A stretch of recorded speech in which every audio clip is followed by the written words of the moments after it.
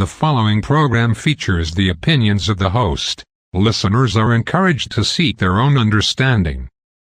Christians are very familiar with the Mount of Olives. This location on the eastern side of Jerusalem is mentioned many times in the Bible. Events that took place at this location, and will happen in the future according to prophecy, have a supernatural tinge to them. Mount Hermon is a place where angels were able to come down to earth, and that leaves many people thinking that this is some kind of portal. The Mount of Olives similarly has so many unique occurrences that it lends itself to the designation of a portal as well. Is the Mount of Olives a supernatural portal? Welcome to the Ghost in You podcast, a podcast about the weird, the wonderful, and the terrifying in the Bible. I'm Diane Student, your guide and host on this strange journey through the Bible. Episode 14, The Mount of Olives.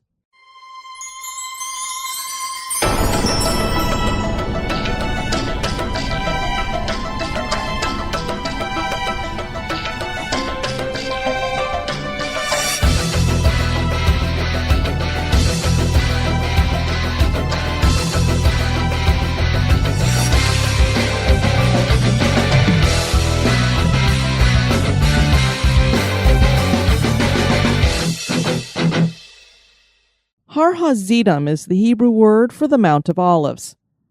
This is a limestone ridge east of the old city of Jerusalem, and is named for the vast olive groves that once grew here. The ridge has 3 peaks, with the highest one being 2,684 feet high. Many people may not be aware that Jews have been buried here for thousands of years. There is a necropolis on the southern ridge. Estimates claim that 150,000 people have been laid to rest here.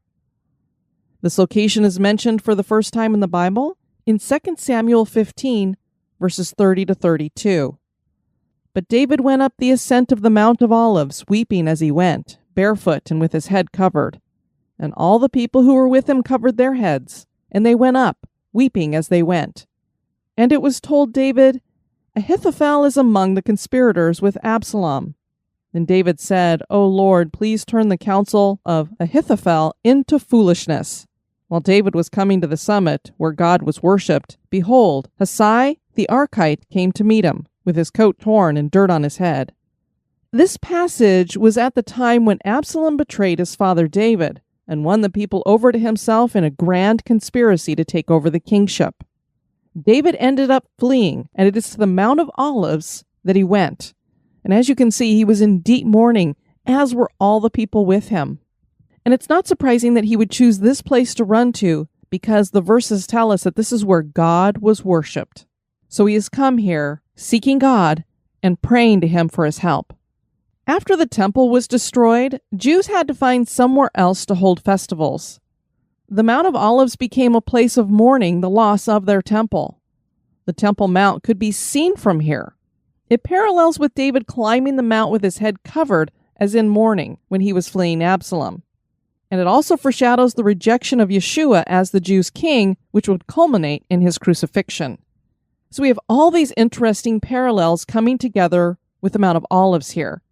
David has gone here as he's mourning, and the Jewish people also go there when they are in mourning because they no longer have their temple. And it was a good place to go, not only because this is where God was worshipped, but this was also where they could see all of Jerusalem and where the Temple Mount had been. The spiritual power of the Mount of Olives led Solomon, who was the son of David, to choose to build temples here to the gods his wives worshipped. King Solomon was considered one of the wisest men to have lived. That seems to be true to a point. He was clearly some kind of sex addict. He had 700 wives and 300 concubines. Solomon took wives from many foreign lands. Lands Yahweh had forbidden the Israelites from intermarrying with, and he had good reason. In the case of Solomon, his heart was turned from Yahweh. 1 Kings chapter 11, verses 5 to 8 reads, For Solomon went after Ashtoreth, the goddess of the Sidonians, and after Milcom, the abomination of the Ammonites. So Solomon did what was evil in the sight of the Lord, and did not wholly follow the Lord, as David his father had done. Then Solomon built a high place for Chemosh, the abomination of Moab, and for Molech, the abomination of the Ammonites, on the mountain east of Jerusalem. And so he did for all his foreign wives, who made offerings and sacrifice to their gods. So now Solomon has taken the Mount of Olives, that was a place where the Israelites would go to worship God, and he's made it a place of worship for the gods of these foreign people. And as we've discussed in previous episodes, we know those gods to be the fallen angels. So now fallen angels are being worshipped where only God should have been worshipped. But I don't think Solomon chose this location just because it was a place where God was worshipped. I think there must have been something spiritual about the Mount of Olives that pulled him to do that. Perhaps God was worshipped here, and now these false gods are worshipped here because it's facilitated by something else. Is there an opening here that makes it easier to have some kind of communication, some back and forth with these gods?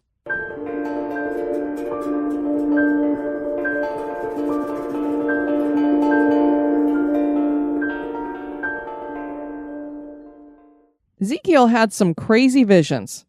He described one of them in Ezekiel 11.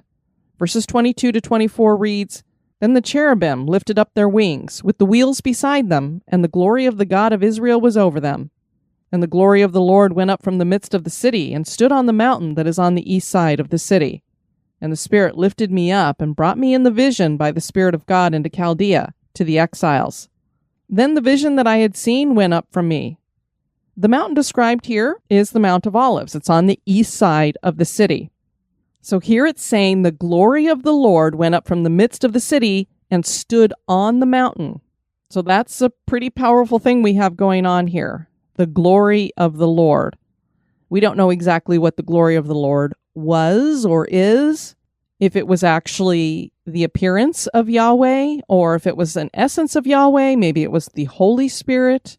Whatever it was, it's able to stand on the Mount of Olives, and it chose that spot specifically.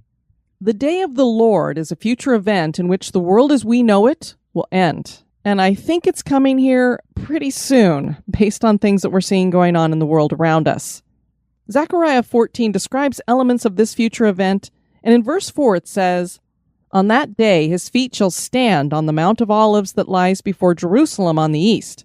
And the Mount of Olives shall be split in two from east to west by a very wide valley, so that one half of the mount shall move northward, and the other half southward." That's an amazing earthquake. There is a fault line here, so we definitely have a possibility that we could have a splitting of the Mount of Olives. But the key here is the Lord is going to come down on the Mount of Olives on the day of the Lord. As we move on to the New Testament, there were many key points of Jesus' ministry that were connected to the Mount of Olives. He taught and prophesied to his disciples there, as seen in Matthew 24. In that chapter, Yeshua talks about the signs of the end of the age, the abomination of desolation in the holy place, and the sign of the Son of Man in the sky. This continues into Matthew 25. These passages are known as the Olivet Discourse. After the events of the Lord's Supper, Jesus and his disciples go out to the Mount of Olives. And it is here that he tells them that they will all forsake him. And for those who don't know, the Garden of Gethsemane was at the foot of the Mount of Olives. Luke 22 features Jesus asking for this cup to be removed from him if it were possible, and that's his death. In Luke 24 and Acts 1, Jesus ascends into heaven from the Mount of Olives. Neither passage mentions it specifically, but the Luke passage says that Jesus led the disciples as far as Bethany, and then he ascended.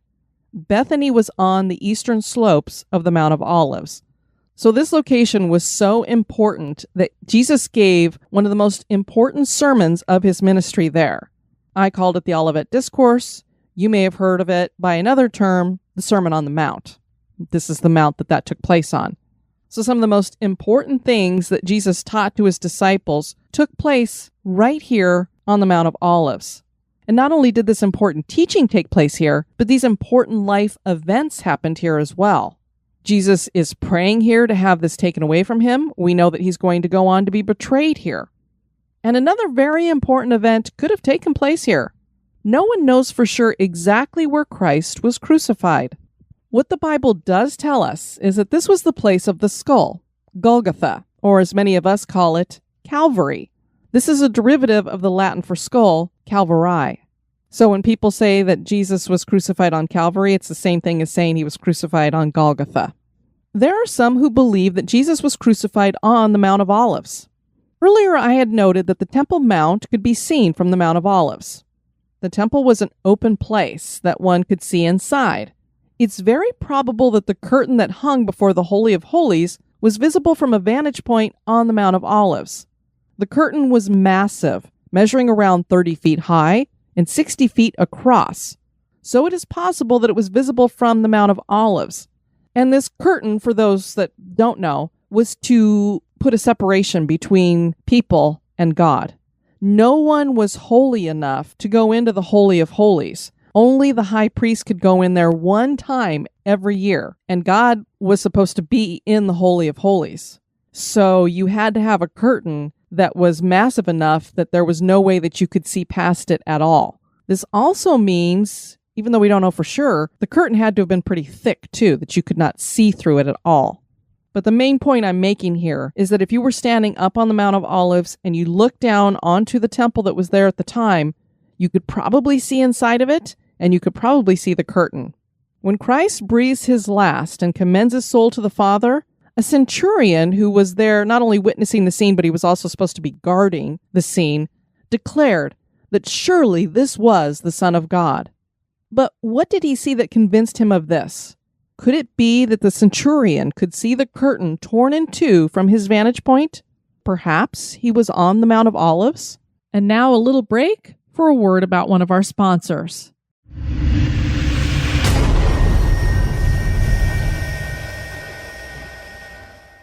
What I'm speaking of here is Matthew 27, verses 51 to 54.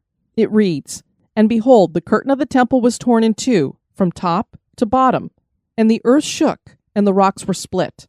The tombs also were opened, and many bodies of the saints who had fallen asleep were raised, and coming out of the tombs after his resurrection, they went into the holy city and appeared to many.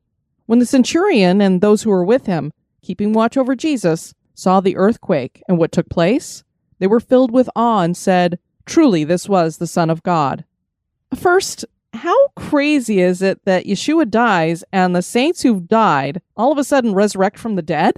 We talk about odd and crazy and supernatural things about the Bible on this podcast, and this has to be one of the most incredible. A bunch of zombified saints who were dead are now walking around. But they're not looking for brains. They're teaching the people. Now, I don't know about you, but if I'm sitting in the city and there's some of these previous prophets and teachers who we already know are dead, are all of a sudden walking around and talking, it's going to be a little bit freaky. Now, of course, they didn't look anything like zombies. I'm going to assume that they had either their resurrected bodies or they were put back together. But it's a pretty crazy thing to have happen here. This line is a bit confusing because it seems to happen right after Yeshua dies, but then it says they came out of their tombs after his resurrection.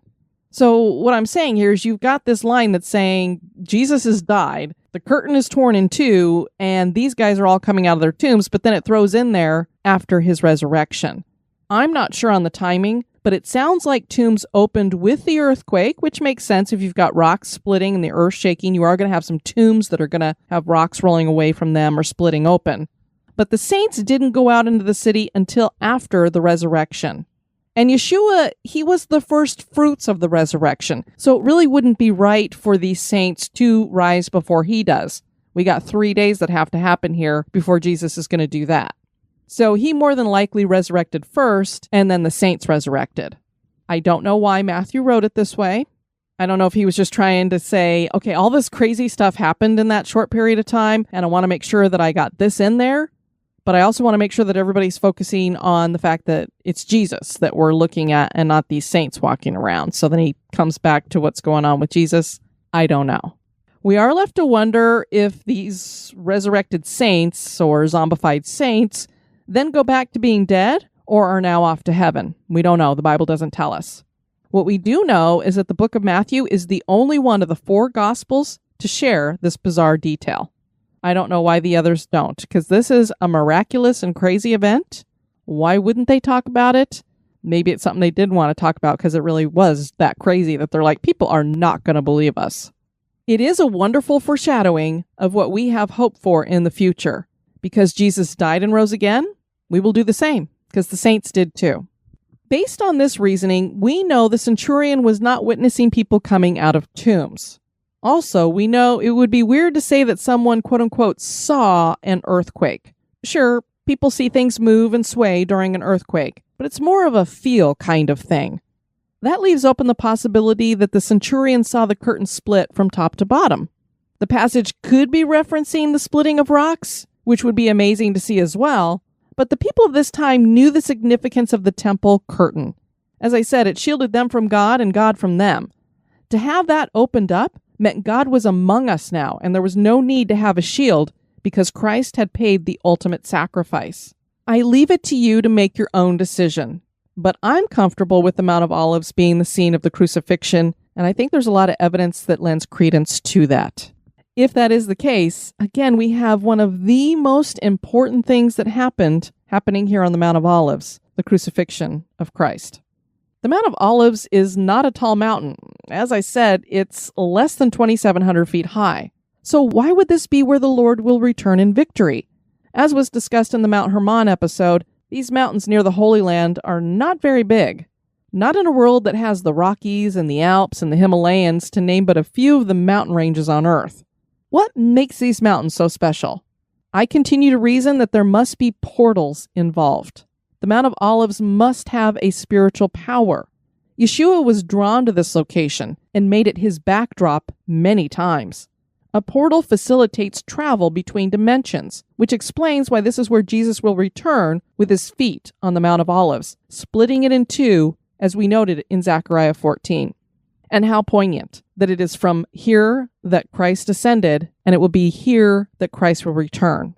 So it's almost like he's opened up the door and gone up to heaven, and then he will come back through that open door again. Numerous churches dot the Mount of Olives to commemorate various spots key to Yeshua's ministry and life. There's the Church of the Pater Noster, Dominus Flevit Church, Church of All Nations, Russian Ascension Church, Church of Mary Magdalene, and the Mosque of the Ascension. Their presence also seems to reflect how important this location is spiritually. Churches, temples, mosques, and cemeteries have all made the Mount of Olives their home, and I think it's because the Elohim and Yahweh himself all come and go from here. And what of portals? We have mentioned them before when we've had episodes on Mount Hermon and also the Tower of Babel. I believe that was another portal. Psalm 78, verses 23 to 25 seems to describe a portal. Yet he commanded the skies above and opened the doors of heaven, and he rained down on them manna to eat, and gave them the grain of heaven. Man ate of the bread of the angels. He sent them food in abundance.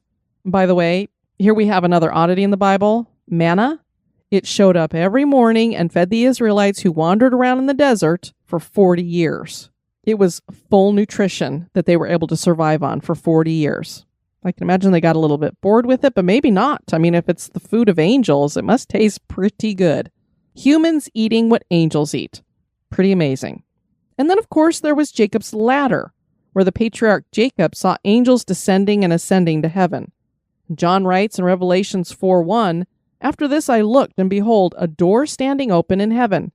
And the first voice, which I had heard speaking to me like a trumpet, said, 'Come up here, and I will show you what must take place after this.'"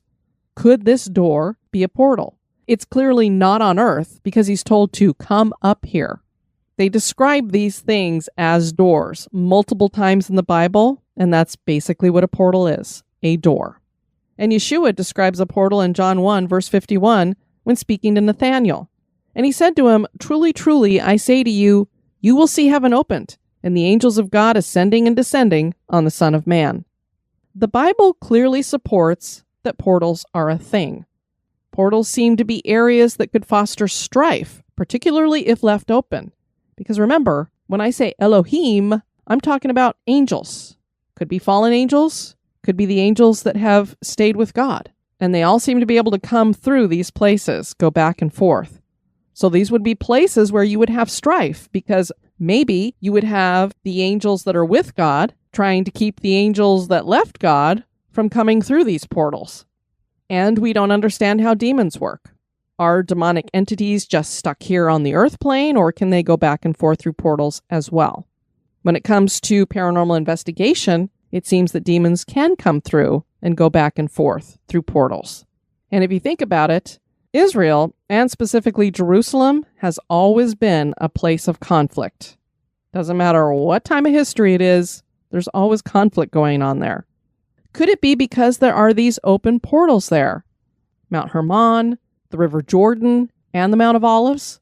The Mount of Olives is a place of prayer, a place of teaching, a place of hope, a place of redemption, a place of fulfilled prophecy, and a place of victory. Could this also be a place with a door to heaven or other dimensions? Is there a portal at the Mount of Olives? The ghost in you knows. Thank you for joining me on this episode. May God bless you and keep you. This has been a production of History Goes Bump.